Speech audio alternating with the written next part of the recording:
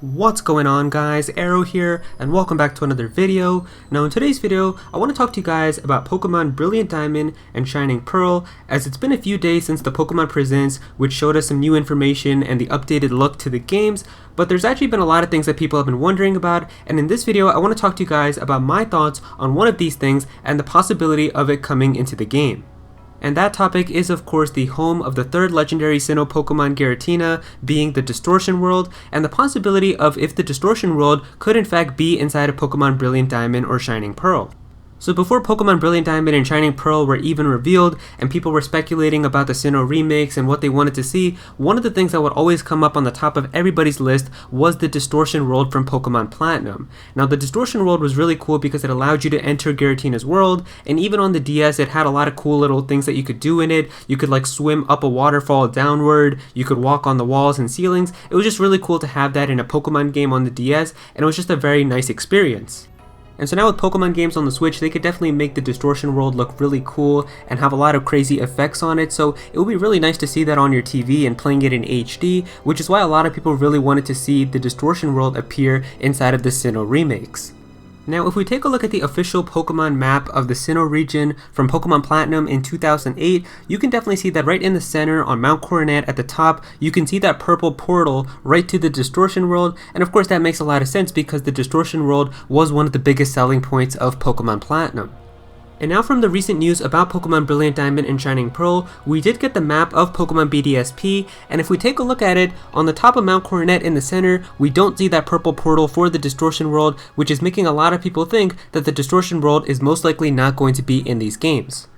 Now to be honest, at first I thought that this would be the case as well. If we take a look at the map of Pokemon Brilliant Diamond and Shining Pearl, we can actually see a lot of stuff that is going to be kind of very similar to the original Diamond and Pearl. We can actually see that the Battle Tower is going to be there, which unfortunately did deconfirm that the Battle Frontier isn't going to be in these games, so I know a lot of people, including myself, were disappointed about that because the Battle Frontier is a ton of fun for people who do enjoy that mode. The Villa is most likely not going to be inside of these games either. That was like a fun little thing that you could do in Pokemon Platinum, where you could have your own little villa, and then inside of there you could get different types of equipment and different types of statues and things and make it look really pretty. So that's not going to be there in these games either. And so with things like that not appearing on the map, a lot of people also thought that the Distortion World not being on there would most likely mean that the Distortion World isn't going to be in these games also.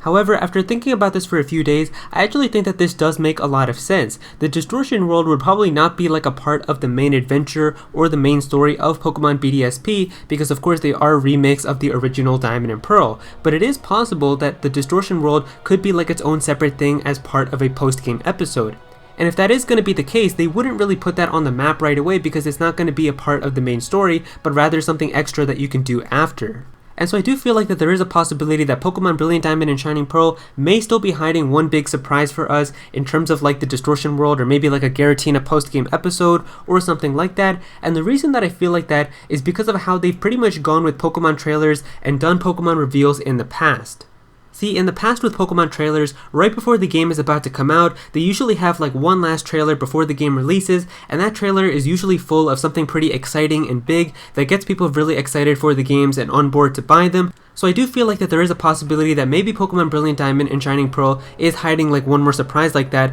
which could be a post-game Giratina episode in the Distortion World. If we take a look at some of the previous Pokemon games in the past and their final trailers right before the game releases, we can definitely see that there is a pattern and they do have some really exciting things that are introduced in those trailers. For Pokemon Omega Ruby and Alpha Sapphire, the last couple of trailers reveal that every single legendary Pokemon up to that point is going to be returning, and you're going to be able to soar in the sky and find portals to go and capture them. They revealed Mega Rayquaza, the fact that there's going to be the Delta episode, which is going to be like this post-game episode, and you can do that to go and catch Deoxys. With Pokemon Sun and Moon, they revealed the final evolutions of the starter Pokemon, the fact that there is going to be a Pokemon League for the first time in the Alola region, a battle tree with returning characters like Cynthia, and also grown-up Red and Blue for the first time as a celebration of their 20th anniversary. With Pokemon Ultra Sun and Moon, they shut off Team Rainbow Rocket, and the fact that all of the past evil team leaders are going to be coming together into this one game, the fact that you're going to be able to go and capture all of the previous legendaries up to that point, and that brand new battle facility which was kind of like the Battle Tower, called the Battle Agency.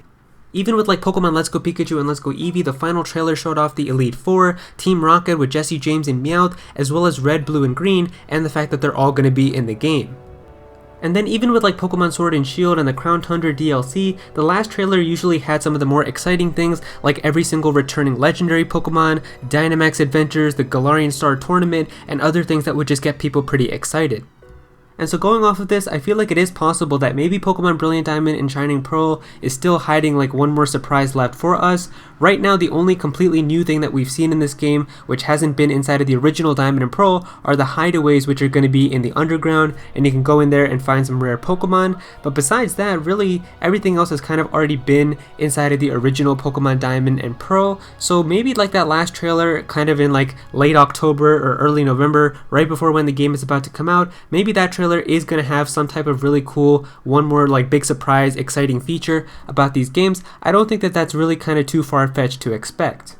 Now, whether or not this last reveal is actually going to be like a Giratina episode with the Distortion World, or if it's going to be just like Mega Evolutions returning or something else, we don't really know for sure, but I do think that it is pretty possible that we still have kind of one more big new announcement that's left for Pokemon Brilliant Diamond and Shining Pearl right before it is about to release.